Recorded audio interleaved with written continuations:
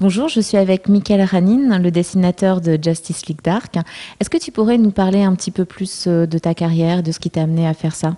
Bien sûr, je m'appelle Michael Khanin, je travaille dans DC Comics comme dessinateur, faisant Justice League Dark, c'est mon second titre que j'ai fait pour DC. Je travaille avec eux de février, je n'ai pas accompli une année encore. Avant, j'avais travaillé comme architecte et c'est 2 années en avant que j'ai commencé ma carrière au comic.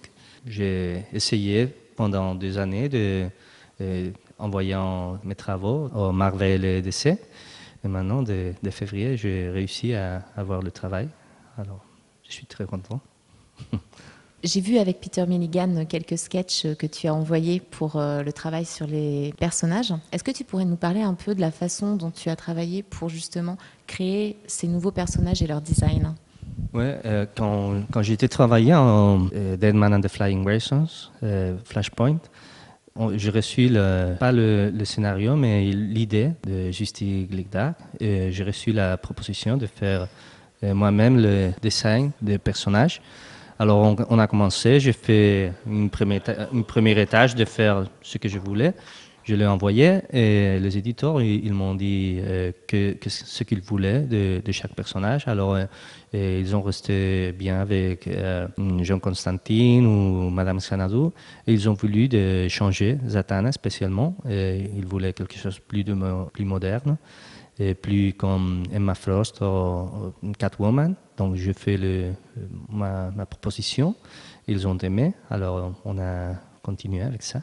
Généralement, comment tu travailles quand tu reçois le script? Est-ce que tu utilises le digital? Est-ce que tu es plutôt encore le papier?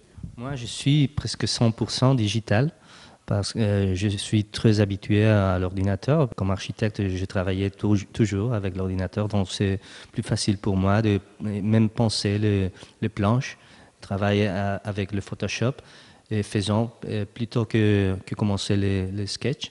Je fais la composition, je mets le texte de le script et avec ça, j'ai une idée de chaque panel pour le développer. Alors, normalement, j'ai reçu le script 5 ou 6 pages avant de terminer. Quand je suis finissant le numéro 1, j'ai reçu le script du 2. Alors, je le lis, je continue, je finis et je commence à faire page pour page. Je fais premièrement page 1, après 2 et 3. Je suis ordonné par ça. Et je fais tout digitalement. Normalement, le premier, le texte dans la page.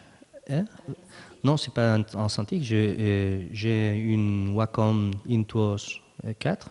C'est une petite tablette comme ça. Et j'ai deux écrans, une très grande et une normale. Et je travaille avec le zoom dans une d'eux. Et dans l'autre, j'ai la taille d'imprimer.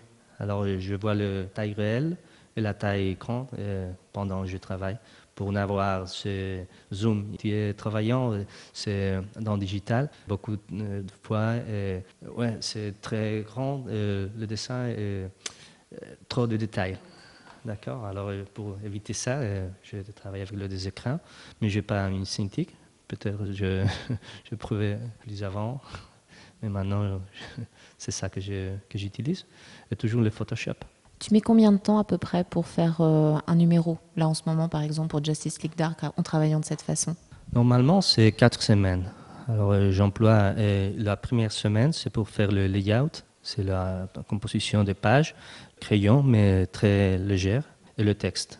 Et donc, je l'envoie aux éditeurs et Peter, si quelqu'un veut dire quelque chose ou d'échange ou quelque chose comme ça, on les dit. Et après, je commence à l'ancrer. Et alors, ça, normalement, c'est 12 semaines et demie.